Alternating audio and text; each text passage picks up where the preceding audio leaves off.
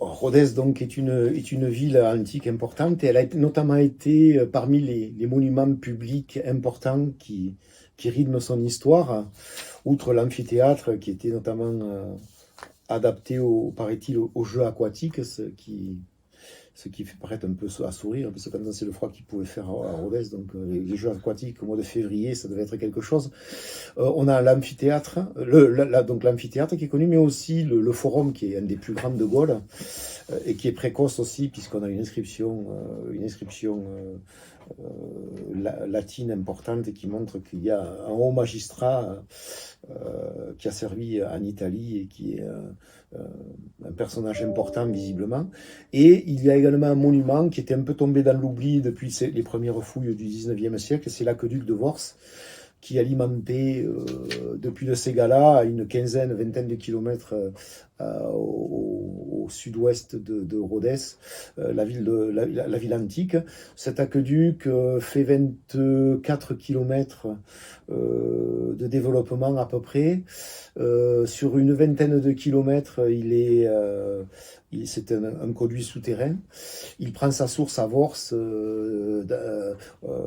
près du ruisseau du Laine, dans un bassin qui était équipé d'un barrage pour retenir l'eau sur plus de 200 hectares.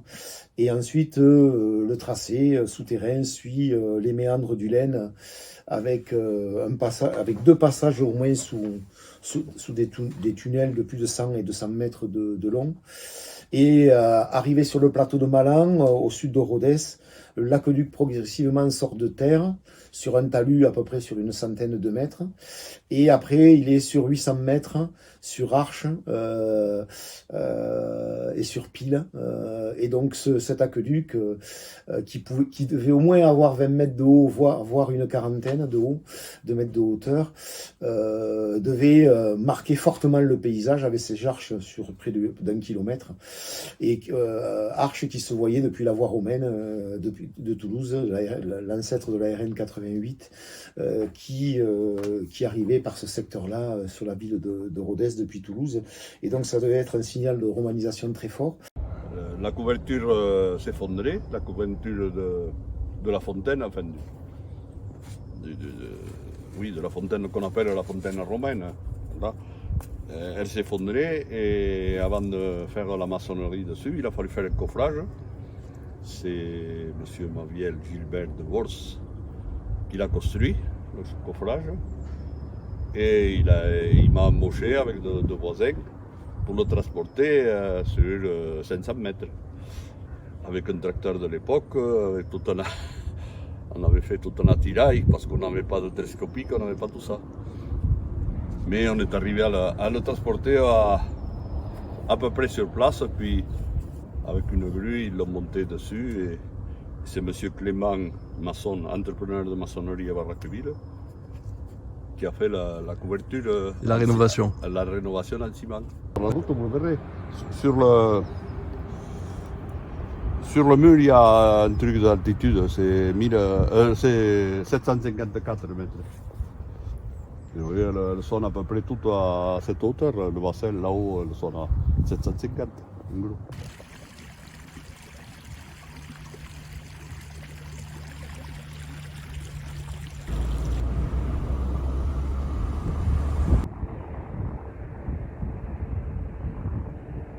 Au bord de la voie ferrée sur Rodez, la première voie Rodez, en dessous le village de Mougin. D'accord.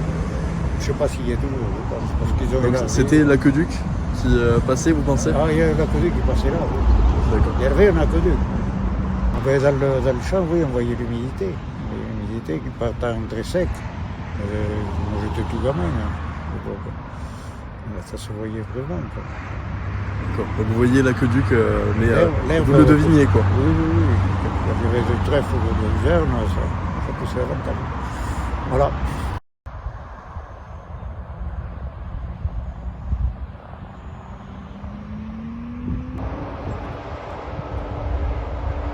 Ensuite, au bout de cet aqueduc, sur le plateau de Malan, au bout des Arches, il y avait probablement un réservoir de chasse qui permettait, qui était alimenté qui alimentait des tuyaux en plomb ou en céramique avant que ces derniers descendent par un pont-siphon qui fait à peu près 3000 mètres, un peu plus de 3000 mètres de développement, pour enjamber la vallée de l'Aveyron qui fait 400 mètres de large et plus d'une centaine de mètres de haut. Donc c'est un des rares ponts-siphons à tester à basse altitude.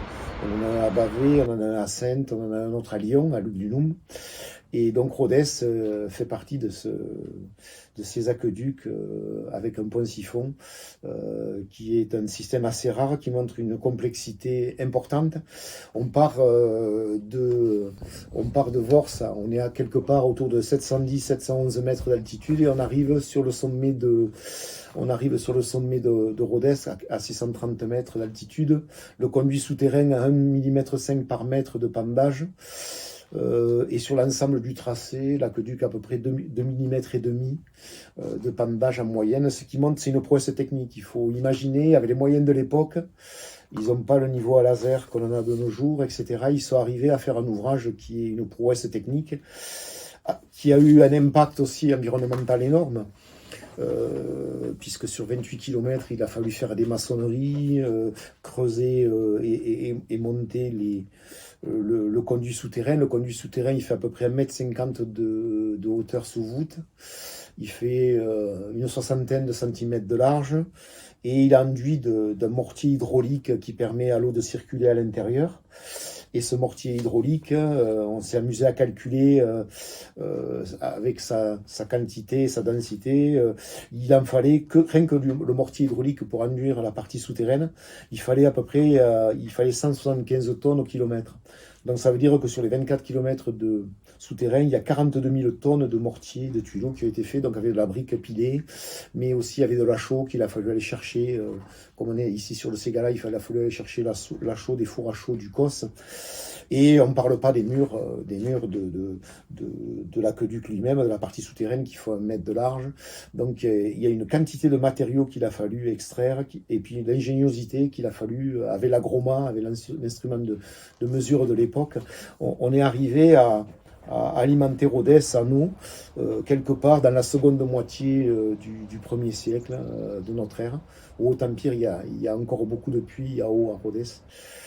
Car l'ouvrage a dû prendre quand même un certain temps pour être mis en place, mais c'est un ouvrage, c'est l'aqueduc de Rhodes, de Vors, c'est probablement l'ouvrage de génie civil le plus important jusqu'à l'arrivée du chemin de fer à la fin du 19e siècle.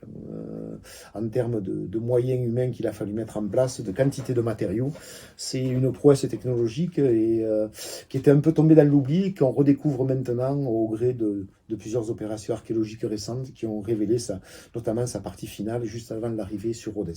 Avoir fait un pont-siphon à Rhodes, c'est qu'ils n'avaient pas le choix, c'est dicté par la topographie. Ils étaient obligés, comme Rhodes est installé sur un ancien oppidum gaulois, il fallait enjamber la vallée de l'Aveyron. On a le système très comparable à Lyon où il y a d'ailleurs plusieurs aqueducs successifs dans l'agglomération lyonnaise. À Rhodes, pour l'instant, on n'en a qu'un. Il y en a un deuxième plus petit, plus modeste, dans le secteur des Balquières et de Fontanges, qui alimentait les thermes publics des Balquières, mais qui restait dans la plaine, qui a lui aussi en partie souterrain et en partie sur pile. Mais voilà, après, le pont-siphon était une réponse technologique à un problème topographique précis, et qui a dû faire appel à une main-d'œuvre qui était spécialisée. Et il n'est pas impossible que des artisans qui ont travaillé sur le pont-siphon de Rhodes aient travaillé sur les autres ponts-siphons de Gaulle, notamment celui de Lyon, qui n'est pas très loin. Et Rhodes et Lyon, Lugdunum, ont une topographie comparable, puisqu'on est sur une hauteur également, avec des origines gauloises également.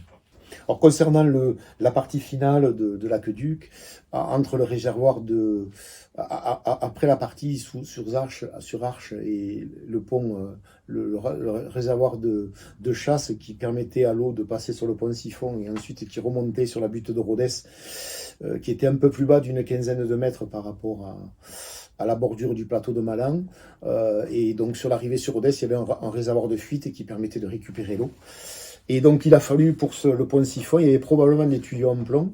On n'en a malheureusement pas de traces, ça peut être aussi des tuyaux en céramique, mais vu le dénivelé, les tuyaux en céramique étaient probablement pas assez costauds pour tenir la pression, et donc probablement des tuyaux en plomb. On a une ou deux mentions dans des découvertes anciennes dans le secteur de tuyaux en plomb qui montrent que probablement on avait utilisé du plomb, et bien sûr, au vu de la présence des mines d'argent, de plomb argentifère dans l'Ouest Aveyron, dans le secteur de Villefranche, il est plus que probable qu'on a utilisé les ressources locales pour faire cet ouvrage. Et on ne s'est pas embêté à le faire venir d'ailleurs. Et ça nécessite aussi toute une technique aussi derrière de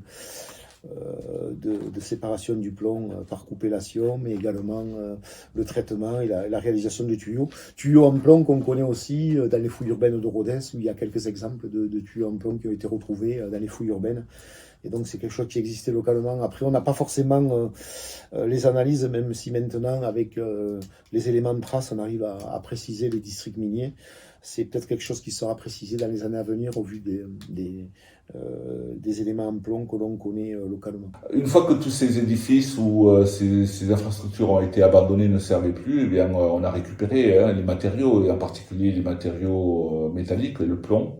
Le plomb est systématiquement réutilisé dès la fin de l'Antiquité, à l'époque médiévale et même après, pour d'autres usages, puisque le plomb peut être facilement refondu, donc remis en forme ou sous une autre forme, et donc être réutilisé quasiment sans limite.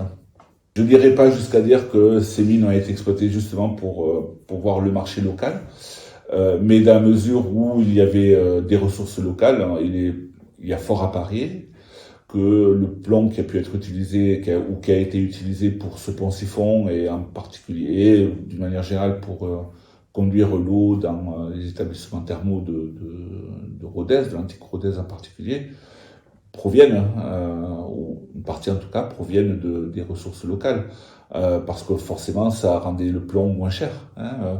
Le plomb, les plombs de toutes origines ont les mêmes qualités, donc que ce soit du plomb qui vienne des mines du Rouer ou que ce soit du plomb qui viennent des mines d'Espagne ou des Balkans, c'est pareil pour l'architecte, pour le concepteur. Donc oui, il y a de fortes chances que si les mines fonctionnaient encore à ce moment-là, eh bien que on ait utilisé une partie au moins du produit de ces mines pour des besoins locaux à Rodez. Ça, c'est évident.